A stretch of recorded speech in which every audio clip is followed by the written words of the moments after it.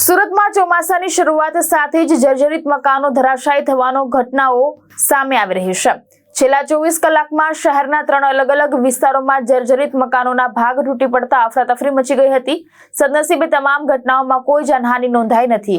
સુરતમાં ચોમાસાની શરૂઆત થતાં જ જર્જરિત મકાનો તૂટી પડવાનો સિલસિલો શરૂ થયો છે।